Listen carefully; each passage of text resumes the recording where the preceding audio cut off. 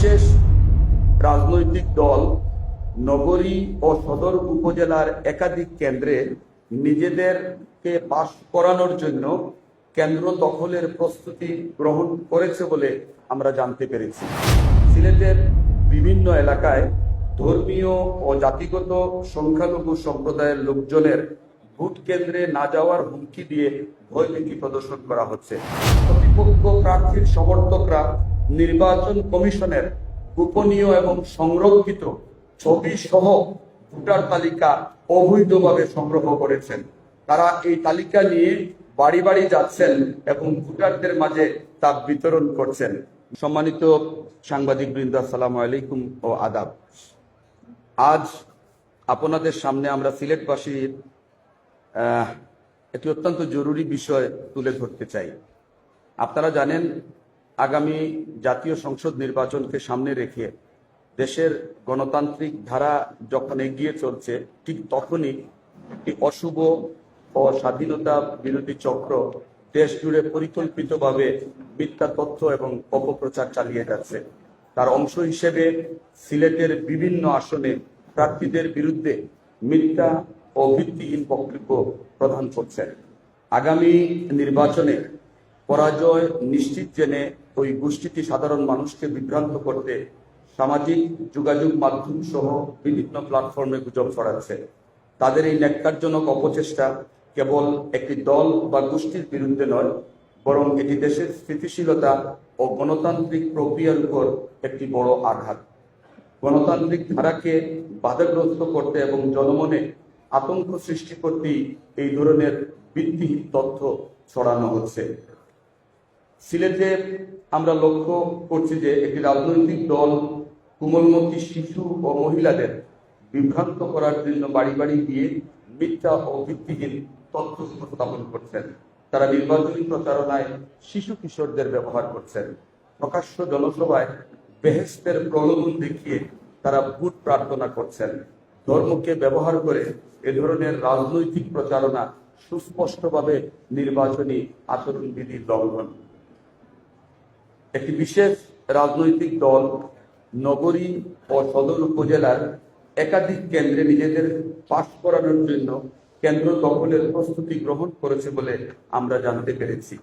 তারা যেসব কেন্দ্রে বেআইনিভাবে প্রভাব বিস্তার ও সশস্ত্র মহড়ার মাধ্যমে ভোটকে প্রভাবিত করতে পারে সেগুলোর তালিকা আমরা ইতিমধ্যে প্রশাসনকে প্রদান করেছি। আমি এই লাইনটি আবার পড়ি। একটি বিশেষ রাজনৈতিক দল নগরী ও সদর উপজেলার একাধিক কেন্দ্রে নিজেদেরকে পাশ করানোর জন্য কেন্দ্র দখলের প্রস্তুতি গ্রহণ করেছে বলে আমরা জানতে পেরেছি। তারা যেসব কেন্দ্রে বেআইনি প্রভাব বিস্তার ও সশস্ত্র মহড়ার মাধ্যমে ভোটকে প্রভাবিত করতে পারে সেগুলোর তালিকা আমরা ইতিমধ্যে প্রশাসনকে প্রদান করেছি। এসব ঝুঁকিপূর্ণ কেন্দ্রে ভোট গ্রহণ শান্তিপূর্ণ করতে ভোটের আগে ও পরে পর্যাপ্ত আইন শৃঙ্খলা বাহিনীর সদস্যদের মোতায়েনের জন্য জেলা রিটার্নিং অফিসারকে আমরা ইতিমধ্যে অনুরোধ জানিয়েছি। সম্মানিত সাংবাদিক বৃন্দ, আমরা বিভিন্ন স্থানে অভিযোগ পাচ্ছি আমাদের প্রতিপক্ষ রাজনৈতিক দলের প্রার্থী ব্যাপকভাবে টাকা দিয়ে ভোট কেনার চেষ্টা করছেন। নিম্ন আয়ের লোকজনের মাঝে ওই দলের কর্মীরা প্রকাশ্যেই টাকা বিতরণ করছেন, এমন প্রমাণ আমাদের কাছে রয়েছে। সেটি আমরা সিলেটের স্থানীয় প্রশাসনকেও ইতিমধ্যে আমরা অবগত করেছি। আপনারা নিশ্চয়ই জানেন যে গতকাল আমরা রিটার্নিং অফিসারের কাছে আমাদের সিলেট জেলা বিএনপি সভাপতি এবং 6টি সংসদীয় আসনের সমন্বয়ক জনাব আব্দুল কাইয়ুম চৌধুরী এবং আমাদের মহানগরের সম্মানিত সাধারণ সম্পাদক ইমদাদ হোসেন চৌধুরী সহ আমরা এই বিষয়গুলো জেলা রিটার্নিং অফিসারকে আমরা অবগত করেছি। সিলেটের বিভিন্ন এলাকায় ধর্মীয় ও জাতিগত সংখ্যালঘু সম্প্রদায়ের লোকজনের ভোট কেন্দ্রে না যাওয়ার হুমকি দিয়ে ভয়ভীতি প্রদর্শন করা হচ্ছে। জেলার 6টি সংসদীয় আসনের মধ্যে 3টিতে বহিরাগত মানুষের আনাগোনা বেড়েছে। বিভিন্ন আসনে ধর্মীয় ও জাতিগত সংখ্যালঘু সম্প্রদায়ের বাড়ি বাড়ি গিয়ে একটি গোষ্ঠী ভীতির সঞ্চার করেছে। তারা যেন ভোট কেন্দ্রে গিয়ে ভোট না দিয়ে সে হুমকিও কিন্তু ইতিমধ্যে অনেক জায়গায় তারা করেছেন এবং সেটির প্রমাণও ইতিমধ্যে আমরা পেয়েছি এবং যথাস্থানে সেটি আমরা অবগত করেছি। এছাড়া বিভিন্ন আসনে বহিরাগতদের আনাগোনা উল্লেখযোগ্য হারে বেড়েছে। এসব বহিরাগত নির্বাচনে প্রভাব বিস্তারের পাশাপাশি এলাকায় অস্থিতিশীল পরিস্থিতি তৈরি করতে পারে। বিভিন্ন স্থানে অবৈধ ব্যালট পেপার, সিল ও কালি উদ্ধারের ঘটনায় উৎকণ্ঠা প্রকাশ করছি। এমন ঘটনা যেন সিলেটে না ঘটে সেজন্য গোয়েন্দা নজরদারি বাড়ানোর পাশাপাশি প্রশাসনিক ভূমিকা রাখার আহ্বান জানাচ্ছি। একটি মহল দেশকে অস্থিতিশীল করতে চায়, সুষ্ঠু নির্বাচন চায় না, এরাই হচ্ছে এ মহল। এই বিষয়ে গতকাল শুক্রবার সিলেটের বিস্তারিত জানিয়েছি।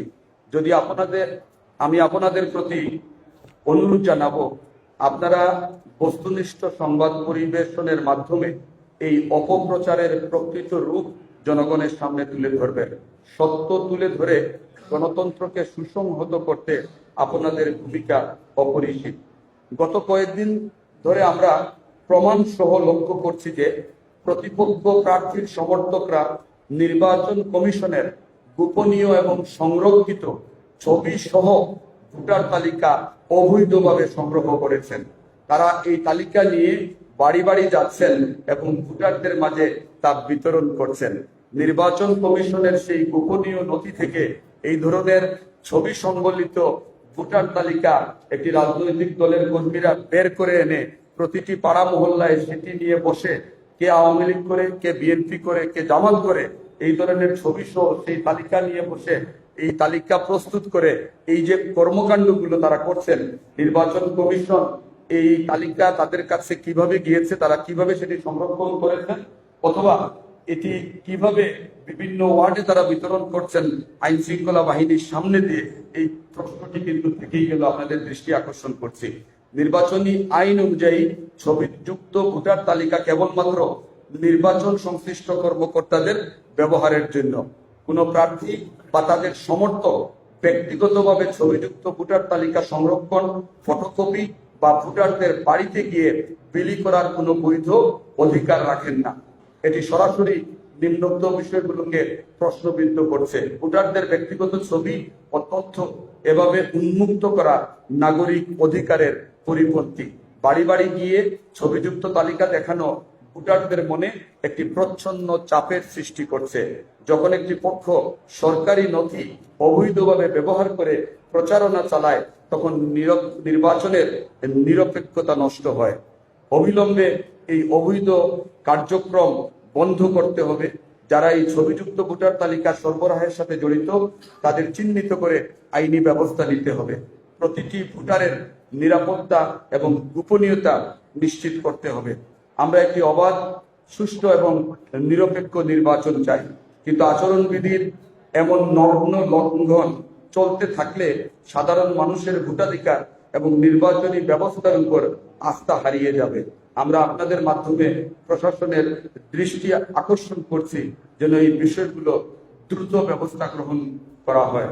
আপনাদের উপস্থিতির জন্য অসংখ্য ধন্যবাদ। খুদা হাফেজ। বাংলাদেশ জিন্দাবাদ।